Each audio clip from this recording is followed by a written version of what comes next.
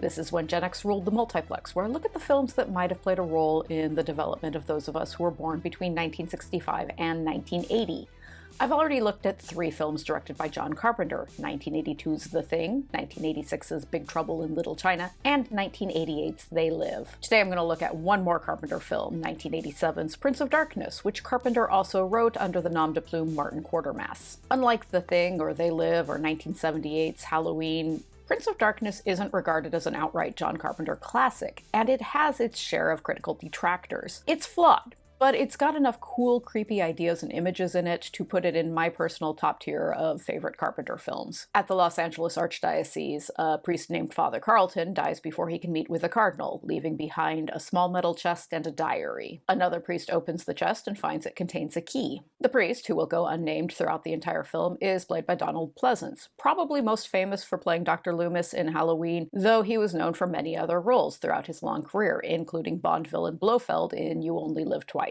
Father Carlton was the caretaker of a long-shuttered and very creepy church in Little Tokyo. The unnamed priest visits the church and uses the key to unlock a metal door leading downstairs into a basement sanctuary. We don't yet see what he finds there, but back at the Archdiocese, he types up a letter to a quantum physics professor named Professor Birack, urgently requesting a meeting with him. On a college campus, we meet Professor Birack while he's lecturing his students. Birack is played by Victor Wong, whom we have already seen in Carpenter's Big Trouble in Little China. His students include Brian, played by Jameson Parker, best known for playing A.J. Simon on the 1980s detective series Simon and Simon, and Catherine, who is played by Lisa Blount, known for An Officer and a Gentleman, and who died unexpectedly in 2010. At his home, Brian watches a news report about the discovery of a new supernova. Birack and the priest visit the church, which was built in the 16th century and which housed a reclusive sect known as the Brotherhood of Sleep, the existence of which was kept secret even from the Vatican. The priest takes Birack into the basement sanctuary, which contains a human-sized glass canister filled with swirling green liquid. Also in the sanctuary is an ancient book written in many languages. Back at the campus, a cluster of top students are notified that they will be spending the weekend at the church with Professor Birack, along with some other academics, including someone who can translate ancient languages. Along with Brian and Catherine, the selected physics students include Kelly, Mullins, and Walter. Kelly is played by Susan Blanchard, known for the soap opera All My Children. Mullins is played by Dirk Blocker, best known as Hitchcock on the sitcom Brooklyn Nine-Nine. Walter is played by another Big Trouble in Little China star, Dennis Dunn. Brian, who is a recent transfer student, introduces himself to Catherine, whom he has long admired from afar. Brian and Catherine bond and eventually go to bed together. Outside the church, which is in a rundown and deserted neighborhood, a great many unhoused people congregate. They stand eerily still while observing the students as they arrive and unload equipment. One of the unhoused people is played by rock star Alice Cooper in an entirely wordless and deeply unsettling performance. We meet the other academics as they join the physicists, who include microbiology professor Dr. Leahy, who is played by Peter Jason, whom we've already seen in John Carpenter's They Live, a biochemist named Frank, played by the film's visual effects artist Robert Grasmere, Calder, a microbiologist played by Jesse Lawrence Ferguson, and an engineer named Lomax, played by Ken Wright. Also in the group, there's a radiologist named Susan, played by Anne-Marie Howard, known for Days of Our Lives and Another World, Lisa, a translator working on her doctorate in theology, played by Ann Yen, and Dr. Leahy's assistant, a microbiologist named Etchinson, played by Tom Bray, known for the 1980s detective series Riptide. Radiologist Susan sets about carbon dating the canister. As she tells Professor Birack, the canister can only be opened from the inside, and honestly, I think Susan should find that a whole lot more surprising and alarming than she does. Etchinson, the only member of the group who isn't staying for the entire weekend, leaves for the night. Outside the church, while blasting Alice Cooper's Prince of Darkness over his headphones, he's stabbed to death with a bicycle by Alice Cooper. Lisa translates the book found in the sanctuary. According to the book, the canister was buried thousands of years ago somewhere in the Middle East by the anti-god, the father of Satan, aka the Prince of Darkness, and the canister literally contains Satan in the form of green liquid. The book goes on to mention that Christ was an extraterrestrial from a human-like alien race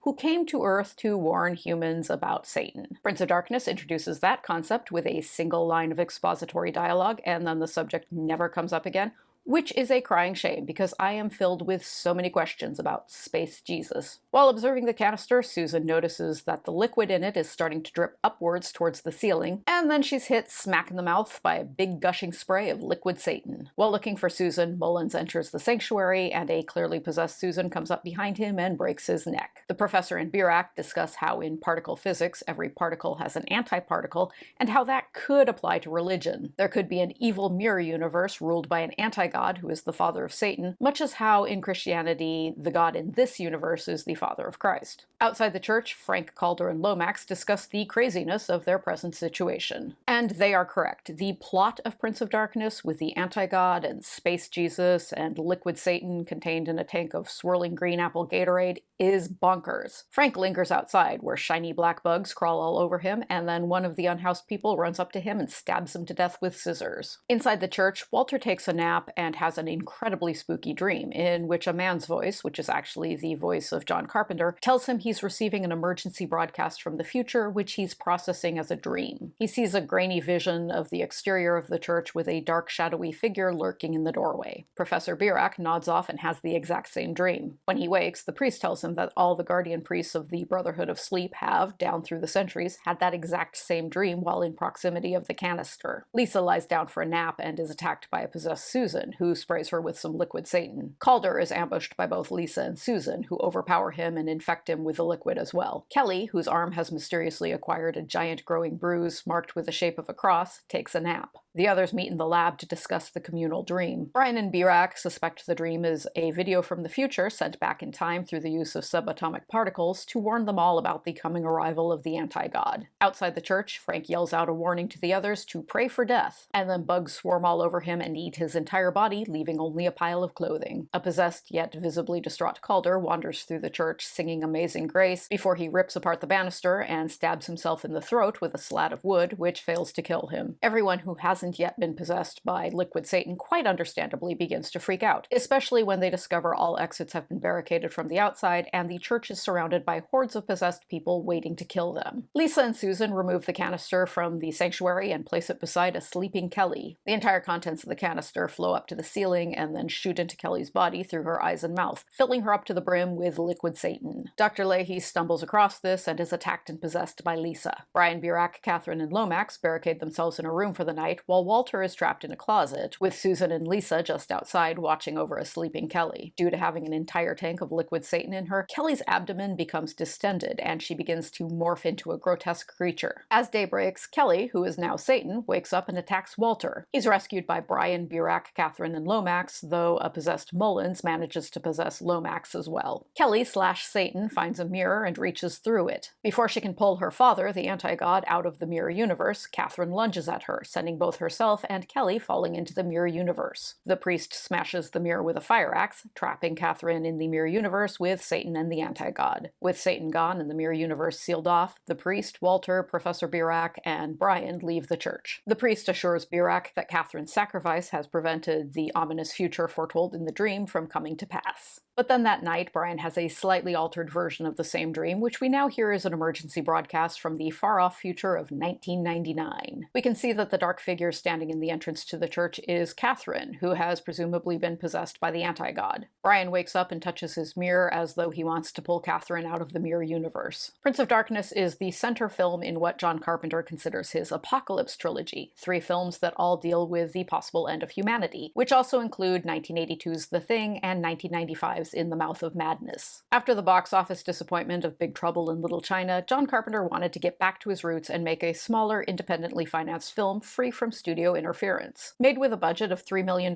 most of Prince of Darkness takes place in a single location with a limited cast of characters who get picked off one by one. It's the same formula Carpenter followed for The Thing, and much like The Thing's Antarctic Research Station, the location in Prince of Darkness, that creepy church, is an awfully good one. The film has a lot of really cool elements.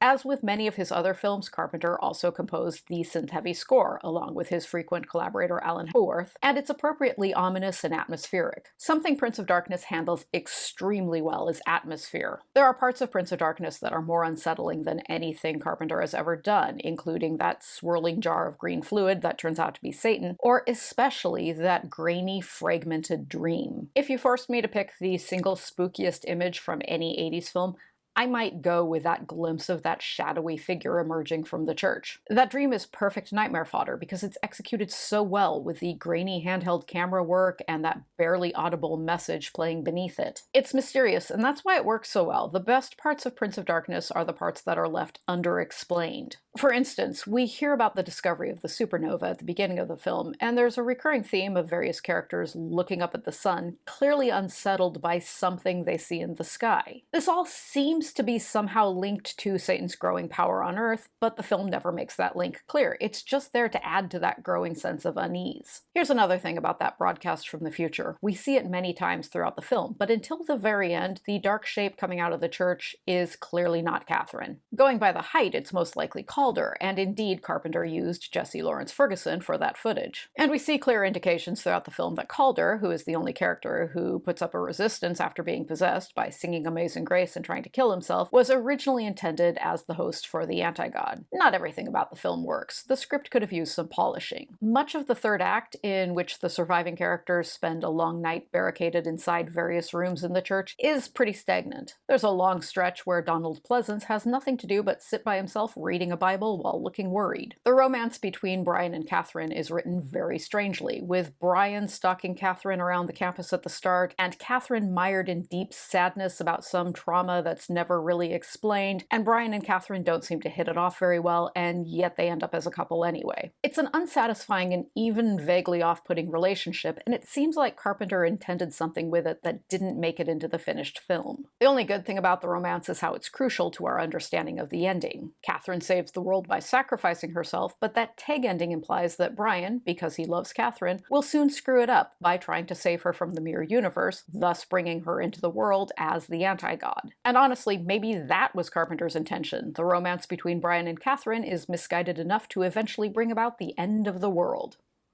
Next time we're going to Chicago for some adventures in babysitting. Thank you very much for watching this, and I will meet you back here for that.